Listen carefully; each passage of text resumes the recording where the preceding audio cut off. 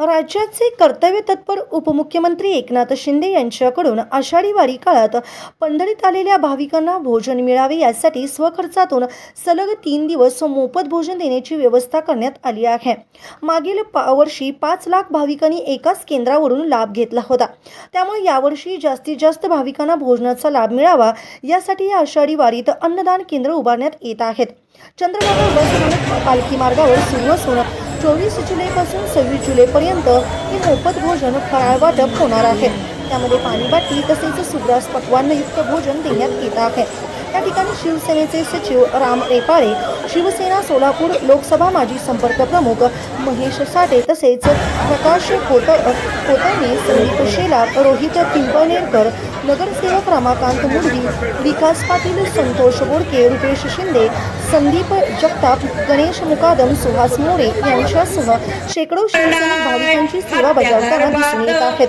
तर चंद्रभागा बस स्थानक परिसरात हे महाप्रसाद केंद्र सुरू करण्यात आल्याने या ठिकाणी भाविकांची मोठी गर्दी होताना दिसून येत असून भाविक समाधान व्यक्त करीत आहेत।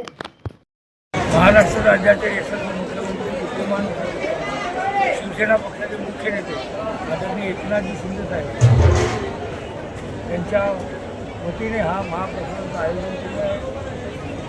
शिंदे साहेब मुख्यमंत्री झाल्यानंतर त्यांनी कधीच VIP दर्शनाचा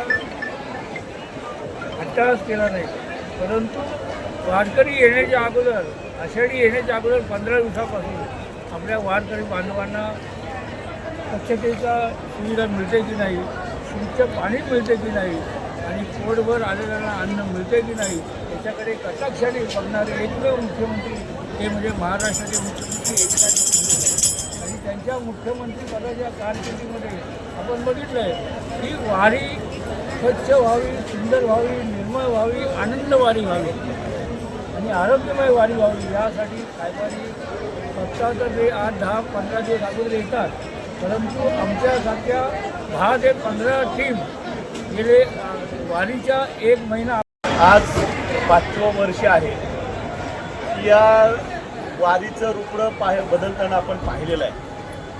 आपण 5 वर्षापूर्वीची वारी आणि आता 5 वर्षामधील वारी जर का फरक पाहिला तर स्वच्छ वारी, सुंदर वारी, निर्मळ वारी याची अनुभूती जर का आपल्याला मिळत असेल तर ही एकनाथजी शिंदे साहेबांच्या काळापासून अतिशय संवेदनशील पद्धतीनं त्या ठिकाणी हिंदू हृदय सम्राट शिवसेना सेनापती गुरुवर्य धर्मवीरजी दिघे साहेब या सर्वांचे विचार आणि शिकवणीनं त्या ठिकाणी एकनाथजी शिंदे साहेबाचा या दोघांचा संगम एकनाथजी शिंदे साहेबांनी विचाराचा आणि शिकवणीचा वारसा घेऊन पुढे जाताना दिसतात। संवेदनशीलता काय असावी, सेवाभाव काय असावा हे जर का कुणाकडे बघून जर का आपल्याला शिकायचं झालं तर एकनाथजी शिंदे साहेब। जर आज आपण वारीचं ते रूपडं पाहिलेलं बघितलं तर वारकऱ्यांची आणि या वैष्णवांची सेवा करत असताना मग त्यांच्या शौचाचा प्रश्न असेल, तिथली स्वच्छता असेल, आज पंढरपूरमधील आणि त्यांच्या रहिवासी ठिकाणाचा त्या ठिकाणी आश्रय शेड असेल, निवारा शेड असेल,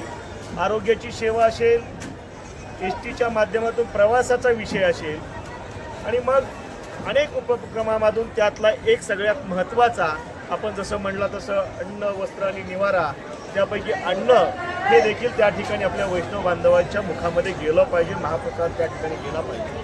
म्हणून आज एकनाथजी शिंदे साहेबांचे शिलेदार त्या ठिकाणी आमच्या पक्षाचे सचिव रामभाई रेपाळे साहेब, त्यांचे सहकारी आमचे ठाणा शहर प्रमुख कोटवानी साहेब, मडवी साहेब, रोहितजी त्या ठिकाणी गायकवाडजी असतील, आमचे शेलार असतील, असे अनेक मंडळी त्या ठिकाणी हे सर्व एकनाथजी शिंदे साहेबांचा आदेश आणि स्थानिकचे आमच्यासारखे काही कार्यकर्ते मिळून आम्ही गेली 4 वर्ष झालं त्या ठिकाणी महाप्रसादाचं आयोजन करतो।